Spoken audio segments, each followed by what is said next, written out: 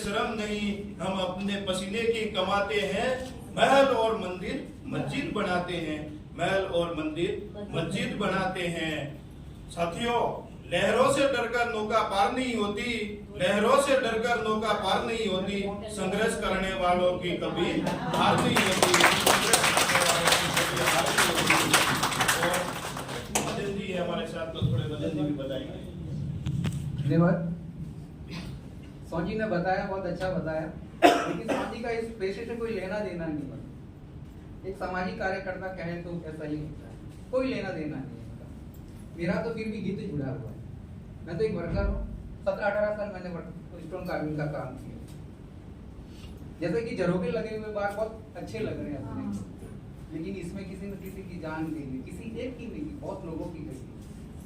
तो हम उस एरिया से आते हैं। मैंने भी 2003 से ये काम शुरू किया था, और मेरा जो पढ़ाई लिखाई हुआ था वो हैदराबाद में हुआ। पापा की नौकरी थी तो हम पूरे परिवार वहाँ चले गए, जहाँ से IPS सेंटर है, NPA नेशनल पुलिस एकेडमी। वहाँ पे पिताजी सहीस थे, मुझे भी पढ़ाया, अच्छा पढ़ाया, कॉमर्स में पढ़ा मैं। लेकिन पता नहीं क्यों ऐसा लग रहा था कि गाँव जब भी आते थे गर्मियों की छुट्टियों में, लोग देखते थे, लोगों का रहन सहन देखते थे, तो रहन सहन हमारे से बहुत अच्छा था। क्योंकि वो दौर वो था जब अपने पेंशन जो पे स्केल, छठा पे स्केल लागू नहीं हुआ था, तो सबकी पेमेंट बहुत कम थी। छठा पे स्केल लागू नहीं हुआ था, उसके बाद बढ़ोतरी हुई है सरकारों की, ठीक है। तो वो जब नहीं था तो हमने ऐसा देखा कि आर्थिक अभाव है, पिताजी सक्षम नहीं है पढ़ाने में। फिर मैंने ये देखा माहौल गाँव का कि भाई यार पत्थर गढ़ाई का काम करने वाले लोग इतना, हमसे भी नौकरी पिताजी की है, फिर भी हमसे भी आगे, रहन सहन इनका हमसे बेहतर है। और मैं बड़ा था, मेरा भी झुकाव इस ओर हो गया, और मैंने बाद में पढ़ाई में कम ध्यान दिया, लेकिन पढ़ाई में अच्छा था, कॉमर्स था, CEC था, हैदराबाद से था, तो कॉमर्स और इकोनॉमिक्स दोनों समझ रहा था मैं। लेकिन देखा मैंने भाई ये नहीं पढ़े चलेगा नहीं, पिताजी के हाथ थोड़ा अपने को भी बढ़ाना चाहिए, ठीक है। क्योंकि बड़े होने के नाते ही काम होता है, पीछे 2 भाई छोटे भी थे, तो मैंने सोचा कि मैं भी काम कर लेता हूँ। तो जब छुट्टी में आता था तो मैं छुट्टियों में, जब 3 महीने की छुट्टी, 1.5 महीने की छुट्टी होती है, जब आते हैं गाँव पे, तो मैंने भी हथौड़े से हाथ चलाना शुरू किया। अब वो सीखने की एक उम्र सीखने में एक लगन होती है, तो वो लगन में वो हथौड़ा ऐसा चल रहा है तो किसी ने तारीफ कर दी, अरे अब तू तो के काम जानता है क्या? अब जानता है, वो तो तुम्हारे शौक से मेरा शौक बढ़ा है भाई देखने से। और मेरे तो, मैं जिस कास्ट से आता हूँ वो मेघवाल समाज है, वो SC से आता है। जैसे स्वामी ने बोला कि हमारे इस पेशे में 2 ही कास्ट काम कर रहे हैं, जो SC और ST समुदाय हैं, ठीक है।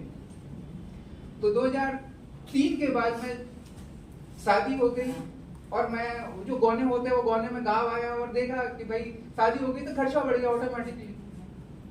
फिर मैंने इस पत्थर की लाइन की और ही बढ़ गया।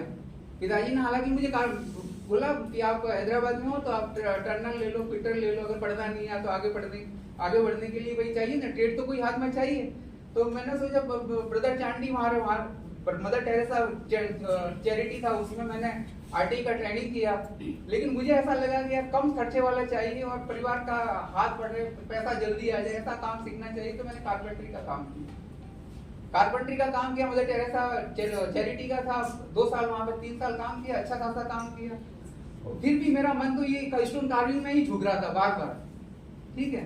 तो मैं स्टोन कार्विंग की और ही बढ़ा, बाद में वो काम तो सीख गया, मैं कारपेंटरी का काम भी सीख गया, लेकिन मेरा झुकाव इसका जिस और अपना मन होता है उधर ही जाता है। आया, काम सीखा, लेकिन जैसे ही काम सीखा मायावती का काम आ गया। 2003 के बाद पिनवाड़ा में बहुत बड़ा काम आया था मायावती का, वो जो पार्क बना था, तो वो उस समय मैं यहाँ गांव में रहना प्रॉपर शुरू कर दिया, मायावती का काम है आ गया, और मायावती के काम में लगातार 2 साल 3 साल काम करने के बाद में, जैसे सोन जी ने बताया, जो पत्थर, लाल वाला पत्थर जिसे अपना लाल किला बना हुआ है, ठीक है, तो वो पूरी मौत है, वो पत्थर पूरा मौत है। तो शॉर्ट में बता दो इसको, पूरी कहानी लेके बैठे। हाँ ठीक,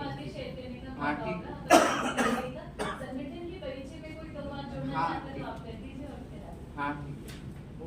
तो संगठन ऐसा है कि हमारा जो काम करने का पिनवाड़ा में है, वो मजदूर श्रमिक, पत्थर कढ़ाई के श्रमिकों पर काम करते हैं हम लोग।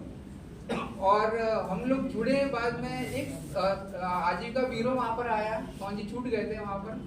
तो आजीविका ब्यूरो ने वो आंकड़े और अपने परामर्श करते थे, उस परामर्शों में ये आंकड़े आ रहे थे कि भाई यहाँ पे परामर्श तो हो रहे मजदूरी भुगतान के, लेकिन वो आदमी जब मजदूरी भुगतान समाधान के लिए नहीं पहुंच रहे, फोन कर रहे हैं वगैरह कर रहे हैं। तो फॉलोअप में जाने पर पता लगा कि वो आदमी या तो है ही यहाँ पे खाट पर पड़ा है, और खाट पे पड़ा है तो मरणासन अवस्था में पड़ा है, जिसका वजन 35 किलो 30 किलो के बीच में हो गया।